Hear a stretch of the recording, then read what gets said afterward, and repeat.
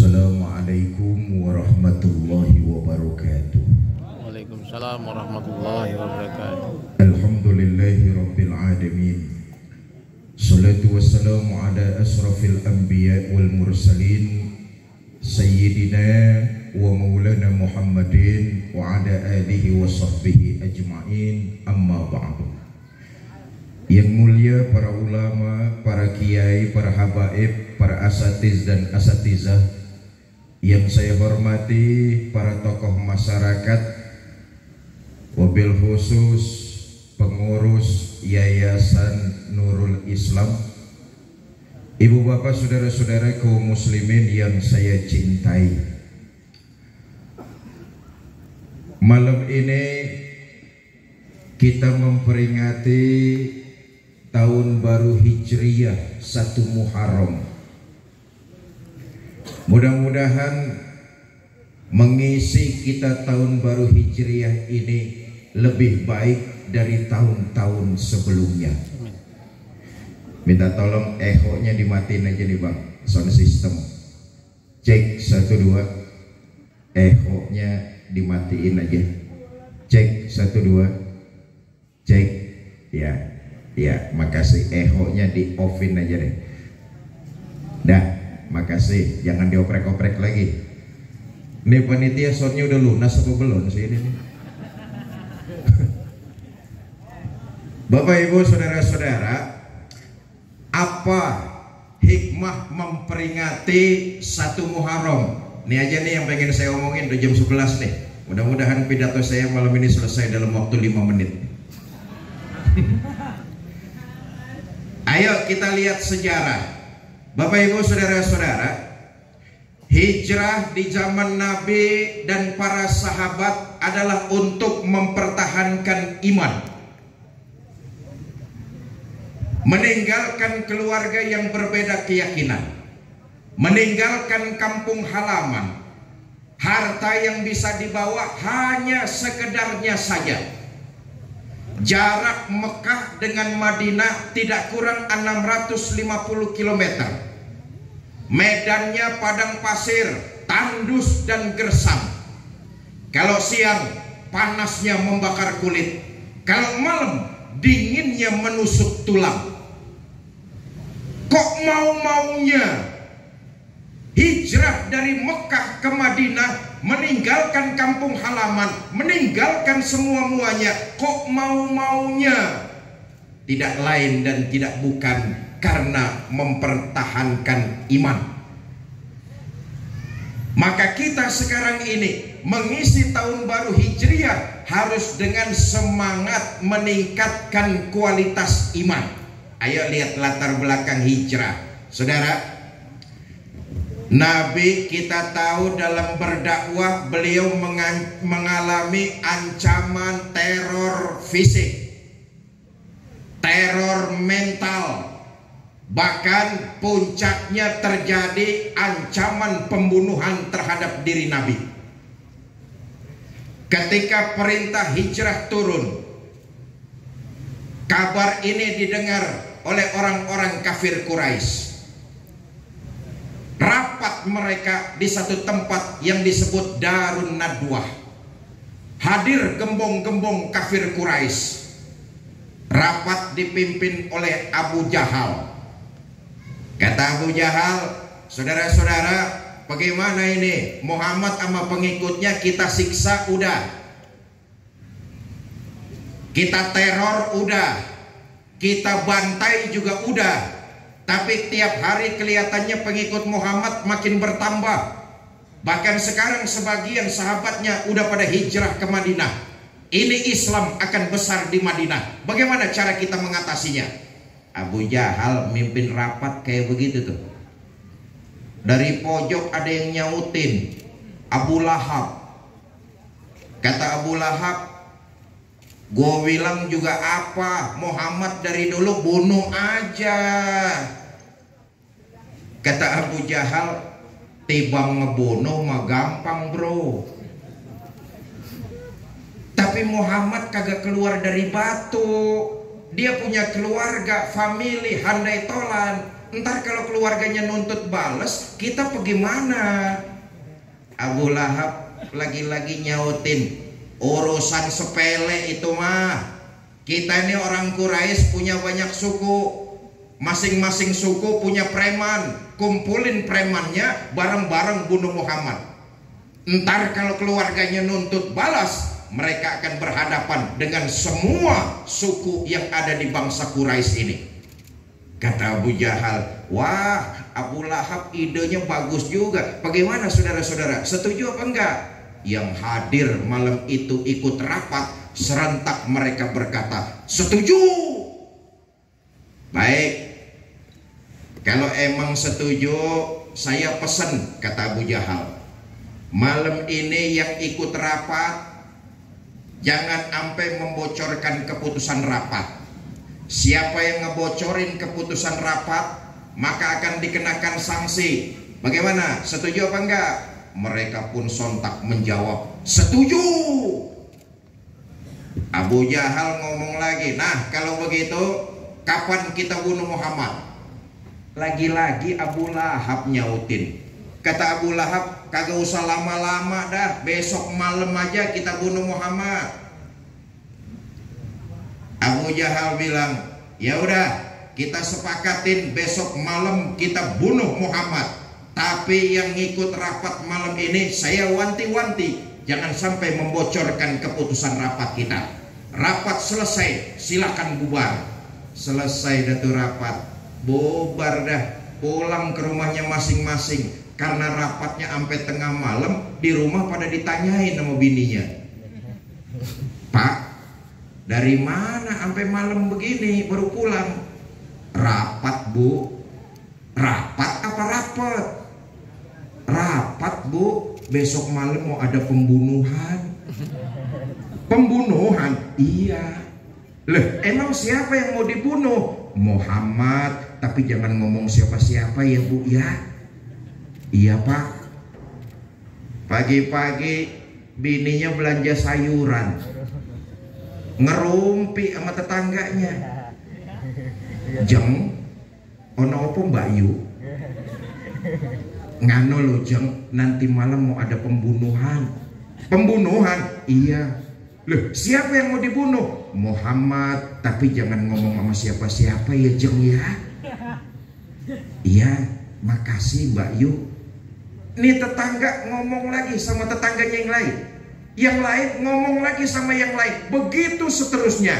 Dan hampir sesiang itu seluruh penduduk Mekah hampir udah pada tahu kalau entar malam mau ada pembunuhan. Tahu dari mana? Yaitu tadi dari gerakan jangan bilang siapa-siapa. Maghrib Mekah sepi, habis Isya tambah sunyi. Orang tutup pintu rapat-rapat, nggak ada yang berani keluar, nggak ada yang berani kelayaban. Rapat pintu ditutup, sepi kota Mekah, nggak ada yang keluyuran. Jangan seorang, sepotong aja nggak ada. Hampir tengah malam tuh masuk preman-preman yang disewa oleh Abu Jahal, ngepung rumah baginda kita Nabi besar Muhammad. Detik-detik Nabi hijrah dengan para sahabat mempertahankan iman. Rumah Nabi dikepung rapet. Jangankan orang bisa lolos, tikus botak kagak nyelos. Rapet. Di rumah cuma ada 3 orang. Baginda kita Nabi besar Muhammad sallallahu alaihi wasallam, Sayyidina Abu Bakar As-Siddiq radhiyallahu anhu, dan Sayyidina Ali bin Abi Thalib karamallahu wajhah. Nabi ngomong sama Sayyidina Ali, Ali, labbaik ya Rasul, kamu gantiin saya. Gantiin apa ya Rasul? Tidur di atas tempat tidur saya. Bayangin saudara, gantiin tidur saat malam rumah dikepung, itu kan taruhannya nyawa. Kan sama juga gantiin mati. Sayyidina Ali waktu itu masih muda belia, tahu resikonya mati, nggak nolak Sayyidina Ali. Nah inilah hebatnya nih. Tadi saya dengar panitia dan teman-teman di Yayasan Nurul Islam nih didominasi oleh para remaja dan para pemuda. Betul itu? Betul? Mudah-mudahan pemimpin-pemimpin yang akan datang lahir dari Mekar Jaya. Remaja dan pemuda berjuang, dicontohkan oleh Sayyidina Ali, masih muda, tahu resikonya mati, nggak nolak. Sayyidina Ali disuruh tidur di tempat tidur Nabi, malam rumah dikepung, nyawa taruhannya itu. Padahal Sayyidina Ali kalau mau nolak gampang. Umpama, Ali, kamu gantiin saya ya, tidur di atas tempat tidur saya. Kalau Ali mau nolak, jawabannya gampang. Apa kata Ali? Ngapain saya ya Rasul? Abu Bakar aja yang udah tuaan no. Tahu resikonya mati, nggak nolak, gantiin mati. Gantiin mati. Iya, kalau gantiin Jokowi, gantiin mati. Inilah hikmah yang berikutnya buat adik-adik saya, para remaja, para pemuda. Saya titip pesan, Sayyidina Ali mencontohkan, selama berjalan di atas nilai kebenaran, selama berjalan di landasan agama, jangan pernah ragu dan jangan pernah takut salah. Saya titip pesan pemuda-pemuda muslim Mekar Jaya, selama kalian berjalan di atas nilai kebenaran, yakinlah dan jangan pernah takut salah untuk berbuat. Salah karena berbuat masih lebih baik daripada nggak pernah salah karena nggak pernah berbuat. Jelas nih? Jelas? Saudara baca Quran, salah masih lebih baik daripada saudara nggak pernah salah karena nggak pernah baca Al-Quran. Gua dong baca Quran nggak pernah salah. Bacanya kapan? Kagak pernah. Mata lu soek.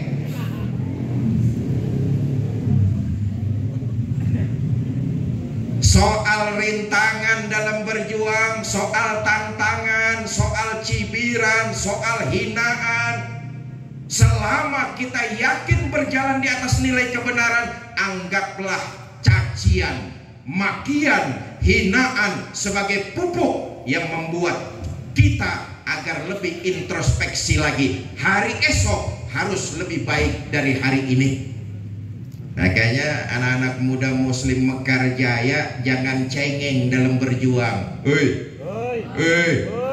Kalau dihina orang, kalau dicaci maki orang, kalau dikritik orang, anggap itu pupuk.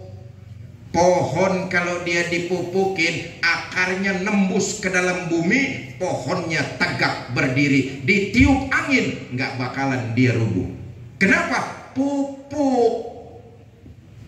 Kalau kita menganggap caci maki, hinaan, kritikan, tak anggaplah itu sebagai pupuk yang menyuburkan kita agar kita hari esok bisa lebih baik dari hari ini. Cuman kan masalahnya begini bang, kita ini namanya manusia, wataknya paling kagak demen kalau dicaci. Betul apa enggak? Dikritik, dihina, kita paling kagak demen tuh. Tapi kalau disanjung, dipuja, dipuji, membumbung kita ke langit tuh. Ketahuilah, sanjungan, pujian sering membuat kita terlena. Tapi cacian, makian, kritikan, itu tadi yang saya katakan, kalau kita positif, kita ambil itu sebagai pupuk menyuburkan tanaman. Tapi kadang-kadang, memang bukan kadang-kadang, kebanyakan kita ini paling nggak seneng kalau dicaci, senengnya dipuji.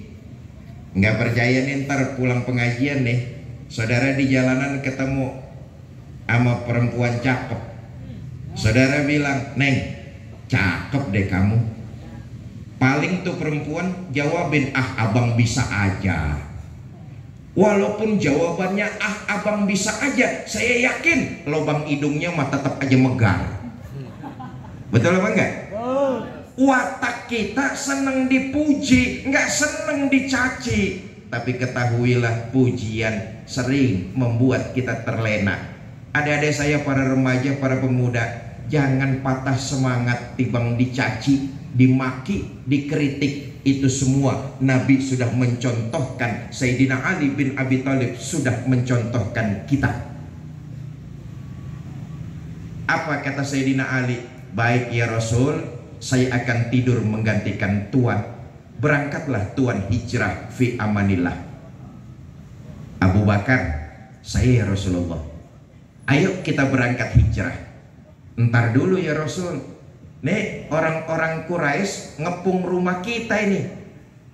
Bagaimana caranya supaya kita keluar, dia pada kagak lihat.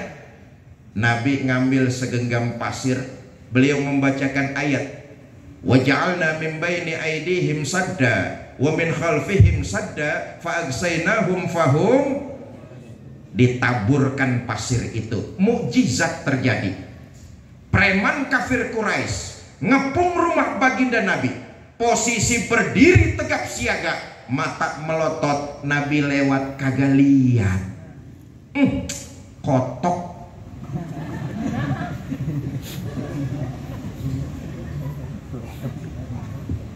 Bapak Ibu, saudara-saudara kaum muslimin yang saya cintai, latar belakang hijrah mempertahankan iman.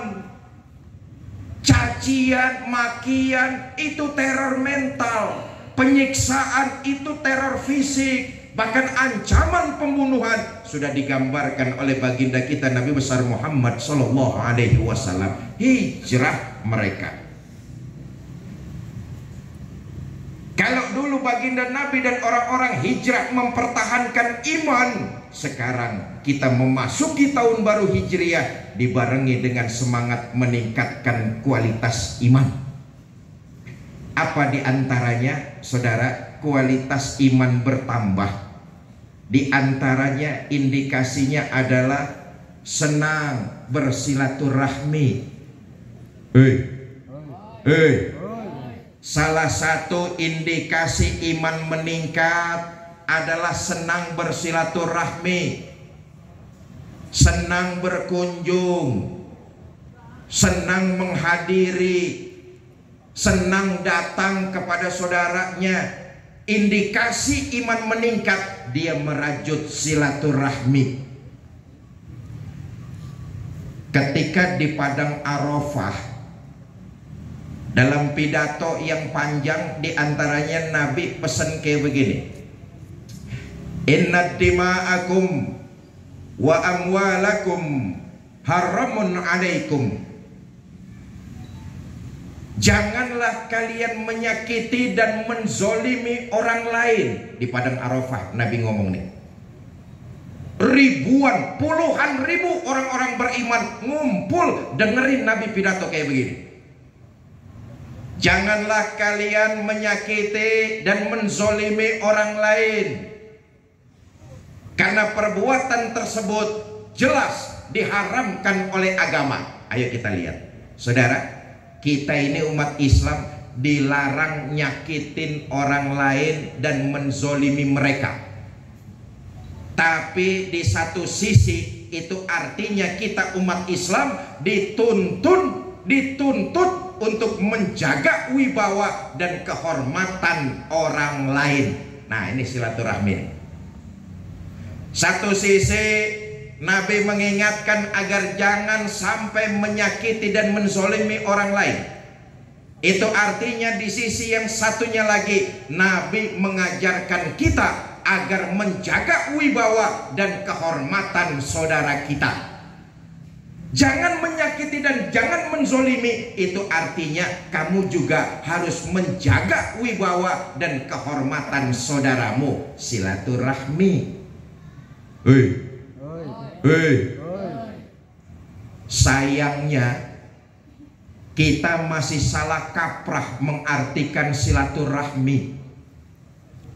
kita tidak menjaga wibawa dan kehormatan saudara kita. Kalau ketemu omongannya manis bukan main, senyumnya sumringah. Kenapa? Lagi berhadapan. Tapi balik belakang saling menjatuhkan. Nauzubillah, summa nauzubillah.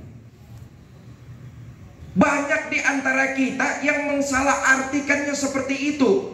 Silaturahmi baik kalau berhadapan, tapi balik belakang lain bicara. Mudah-mudahan orang Mekarjaya kagak ada yang begitu. Amin. Ada di sini yang kayak begitu? Yang mana orangnya? No, di kampung sebelah sono no, banyak yang kayak begitu. Baik kalau lagi berhadapan doang, kalau balik belakang mah fitnah, menikam, menggunting dalam lipatan. Kampung sebelah sono, kampung sebelah sono. Entah saya tanya, katanya pindahan dari Mekarjaya tuh orang.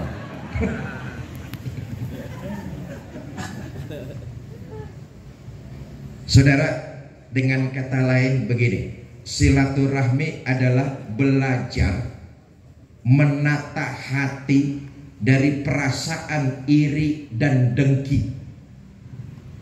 Satu sisi kita dilarang oleh baginda Nabi untuk menyakiti dan menzolimi orang lain, tapi di sisi lain kita juga dituntut untuk menjaga wibawa dan kehormatan orang lain. Itu artinya silaturahmi kita belajar menata diri, menata hati dari perasaan iri dan dengki. Wah, ini masuknya penyakit hati. Silaturahmi kalau masih ada perasaan kayak begitu dan tidak berusaha untuk menyingkirkan, silaturahmi kamuflase. Silaturahmi yang berasal dari hati itu enggak mandang profesi, enggak mandang pilihan, enggak ngelihat partai, tapi yang dilihat adalah silaturahmi dalam hati. Kenapa? Berusaha belajar menata jiwa agar jauh dari perasaan iri dan dengki. Ini penyakit hati nih saudara nih. Sebab rupa-rupanya itu di neraka. Penghuni neraka itu kebanyakan adalah mereka yang punya penyakit hati. Enggak ada tuh di neraka orang ditanya, "Mas, sampean masuk neraka emang ngapa gara-garanya?" "Ano bang, saya waktu hidup di Depok punya penyakit borok." Kagak. Borok, gudik, ingusan, kesrek. Kesrek ngerti kesrek? Itu mah penyakit zohir. Penghuni neraka kebanyakan penyakit hati. Apa diantaranya? Iri dan dengki. Maka tahun baru Hijriah, semangat kita memasuki tahun baru Islam dibarengi dengan semangat silaturahmi.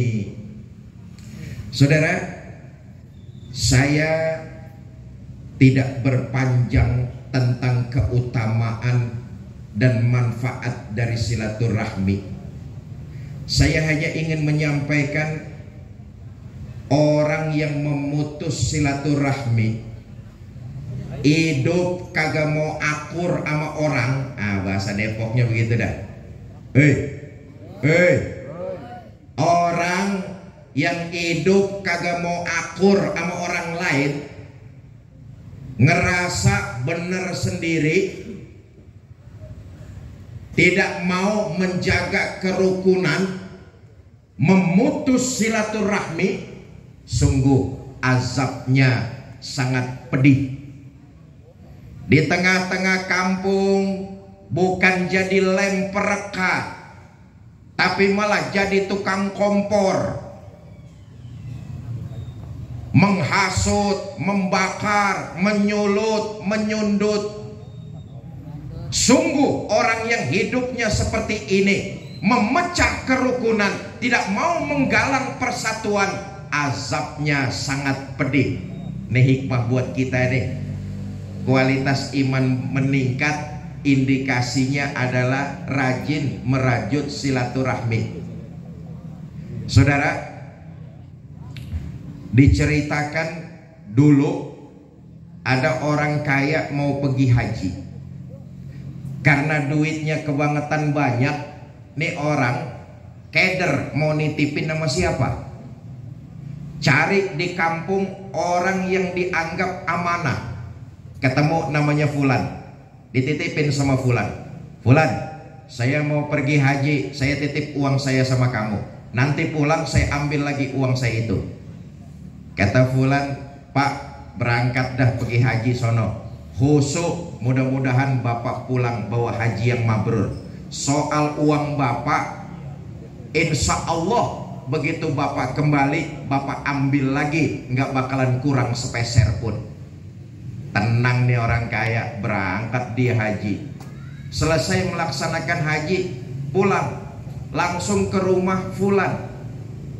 Ketok pintu, Assalamualaikum, Assalamualaikum, Assalamualaikum. Sampai 3 kali Assalamualaikum, pintu kagak dibukain. Tetangga sebelah rumahnya nyongok. Nyongok ngerti nyongok? Hah? Apa?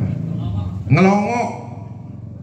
Tetangga sebelah rumahnya ngelongok. Pak, Bapak cari siapa? Saya cari Fulan. Oh, maaf Pak, Fulan beberapa hari yang lalu meninggal dunia.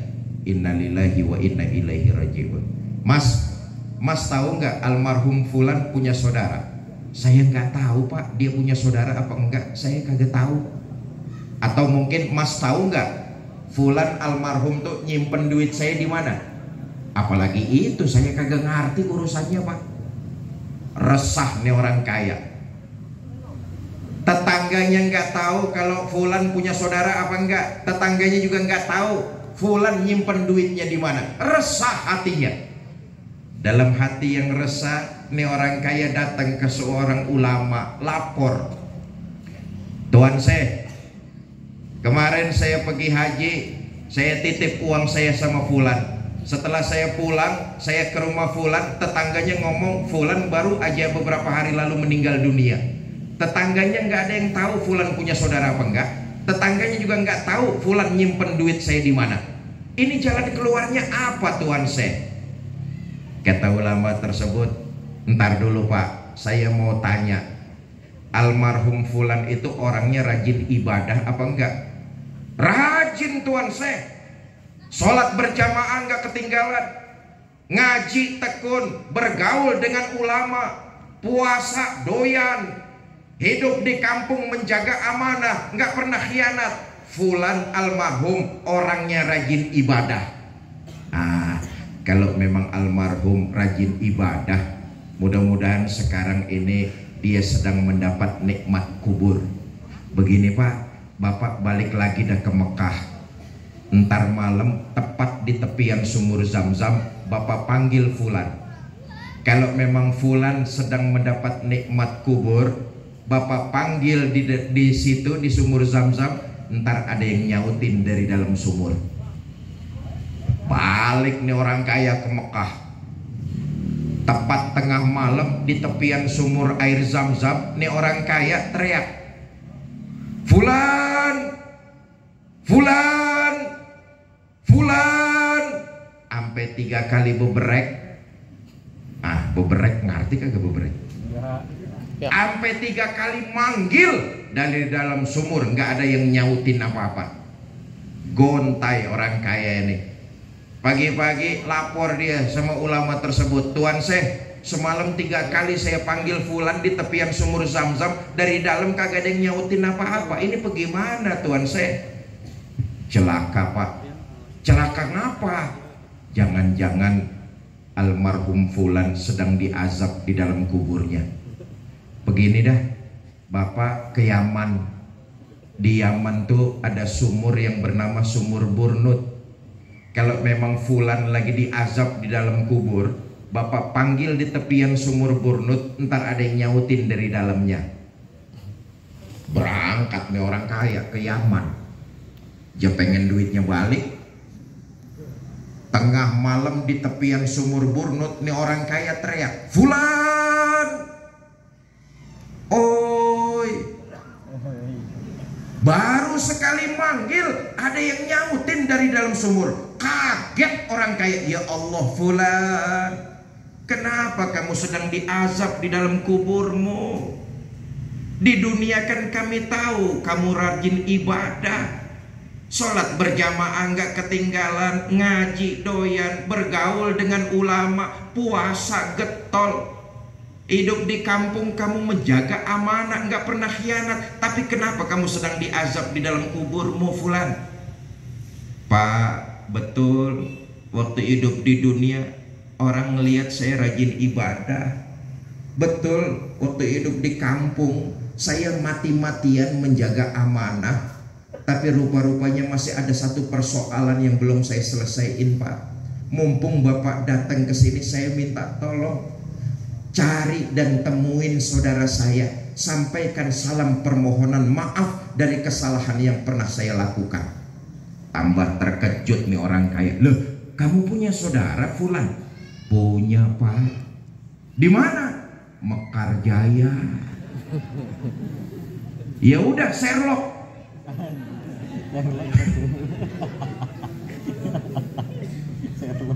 "Ini alamatnya, Pak. Saya minta tolong temui saudara saya, sampaikan permohonan maaf dari kesalahan yang pernah saya lakukan." Kata orang kaya, "Ya udah, Fulan, ntar saya cari saudara kamu, saya sampaikan apa yang kamu omongin." "Terima kasih, Pak." "Fulan, ngomong-ngomong duit saya kamu taruh mana?" "Duit juga nih Ustaz." "Oh, duit Bapak saya taruh di dapur di bawah kendi. Cari dah di situ. Insya Allah ada kok. Cuma saya pesen, Pak, temui saudara saya, sampaikan salam permohonan maaf saya." Pulang nih orang kaya langsung ke rumah Fulan. Sesuai tempat yang ditunjukkan ada tuh gepokan duit.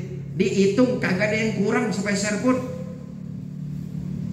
Dalam hati orang kaya itu berkata, "Bener Fulan, orangnya amanah."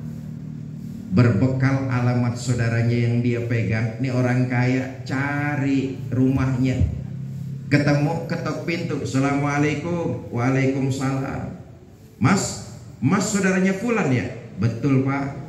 Saudara saya Fulan itu kan sudah meninggal. Saya tahu, karena itu saya datang ke sini. Saudara kamu yang namanya Fulan sekarang sedang diazab di dalam kuburnya." Nih orang dengar saudaranya diazab, meleleh air mata, nangis terseduh-seduh. Dengar saudaranya sedang diazab dalam kubur, nangis. Itulah gambaran kita tuh. Hei, bagaimanapun kerasnya saudara, bagaimanapun kurang ajarnya saudara, bagaimanapun wangkengnya saudara, kalau lagi susah tetap aja kita kagak tega. Betul apa enggak? Sama ini orang begitu dikasih tahu bahwa almarhum Fulan sedang mendapat azab dalam kuburnya, meleleh air mata, nangis terseduh-seduh. Kaget orang kaya ini. "Pak, Mas, sampean kan dengan almarhum Fulan bersaudara. Kenapa kok bisa sampai kayak begini?" Cerita nih orang, "Pak, bener, saya sama almarhum Fulan emang bersaudara. Tapi Fulan itu pernah memutus silaturahminya kepada diri saya." Nah ini dia nih. Fulan itu pernah memutus silaturahmi kepada saya. Saya datang baik-baik ke rumahnya, digabrugin pintu. Saya kirimin hadiah makanan, diaur di tepian jalan. Di mana tempat kalau saya ketemu, saya ajakin salaman, buang muka. Sampai-sampai Fulan itu ngomong sama orang-orang, dia putus silaturahminya kepada diri saya. Tambah terkejut orang kaya ini. La ilaha illallah, fulan ngapa gitu-gitu amat. Emang mula-mulanya bagaimana? Mula-mulanya mah soal sepele pak, cuma gara-gara beda pilihan wali kota. Awas lo, bentaran lagi nih, oi. Cuma gara-gara beda pilihan, beda ide, tega-teganya fulan sampai memutus silaturahmi kepada diri saya. Tapi Pak, mulai saat ini Allah dan Bapak jadi saksi, apa saja yang pernah dilakukan saudara saya almarhum fulan, saya maafkan. Beberapa malam kemudian orang kaya dimimpikan ketemu fulan, wajahnya ceria, senyum yang tersungging di bibirnya. Inilah buktinya. Karena itu memasuki tahun baru Hijriah, saya katakan lagi, semangat meningkatkan kualitas iman terpancar indikasinya, diantaranya gemar silaturahmi, menjalin kerukunan, tidak peduli apapun organisasinya, apapun partai politiknya, apapun pilihannya, yang terpenting adalah kita sama-sama menjaga kerukunan. Bukankah dalam peristiwa hijrah Nabi mempersaudarakan orang-orang Mekah dengan orang-orang Madinah? Betul apa tidak? Betul. Orang Mekah yang hijrah ke Madinah disebut kaum muhajirin, sementara orang Madinah yang menerima kedatangan orang Mekah disebut kaum Ansor. Mereka dipersaudarakan oleh baginda Nabi dengan persaudaraan akidah. Oh saudara, ikatan akidah, persaudaraan yang dirajut dalam ikatan akidah jauh lebih agung dan lebih mulia daripada persaudaraan darah. Saya ulangi sekali lagi, persaudaraan yang diikat dengan tali akidah jauh lebih agung dan lebih mulia ketimbang persaudaraan darah. Karena itu semangat mengisi tahun baru Hijriah, silaturahmi ditingkatkan. Kenapa? Karena kita sudah diikat dengan tali akidah. Malam ini saya datang di Yayasan Nurul Islam bicara kepada masyarakat Mekarjaya. Saya datang ke majelis ini, saya nggak merasa seorang tamu, saya hanya merasa seorang keluarga yang datang ke tengah-tengah keluarga. Ini ikatan tali akidah. Saya hanya merasa seorang keluarga yang datang ke tengah-tengah keluarganya. Menghina saudara sama juga menghina saya, menyakiti saudara sama juga menyakiti saya. Saya adalah saudara, saudara adalah saya. Di hatiku ada kamu. Asik. Ayo, tahun baru Hijriah, semangat silaturahmi itu artinya belajar membersihkan diri dari perasaan iri dan dengki. Kalau ada saudara kita yang maju, kita hendaknya bersyukur dan berbahagia. Itu namanya kita berusaha membersihkan hati dari sifat iri dan dengki. Silaturahmi yang semacam ini yang akan melahirkan kemajuan. Kenapa? Karena kita merasa bersama. Ada teman yang senang, alhamdulillah, kita ikut bahagia, kita ikut girang. Itu silaturahminya dari hati. Kadang-kadang kan kita kamuflase, baik di depan yang tadi saya katakan, balik belakang kayak belangkon, ngepelin. Ada temen enakan dikit, kekejek, gerasak gerusuk. Temen dapat nikmat, suuzon. Lo romannya baru banget buka toko, baru banget dagang, dagangan lu laris, toko lu rame mulu. Jangan-jangan lu beguru ke Gunung Kawi lu ya? Suuzon. Silaturahmi itu lapang hati. Kalau teman bahagia, dia ikut merasa bahagia. Bukan malah sirik, bukan malah iri, bukan malah dengki. Kalau teman kelihatannya dapat nikmat, ikut berbahagia. Teman beli motor, alhamdulillah. Teman saya beli motor, kapan-kapan kan saya bisa minjem. Betul apa enggak? Kalau teman bahagia, kita ikut bahagia. Teman beli mobil, alhamdulillah. Teman saya beli mobil, kapan-kapan kan saya bisa minjem. Teman punya bini, alhamdulillah. Nah, yang ini kagak boleh. Ya, semangat mengisi tahun baru Hijriah adalah semangat meningkatkan kualitas iman.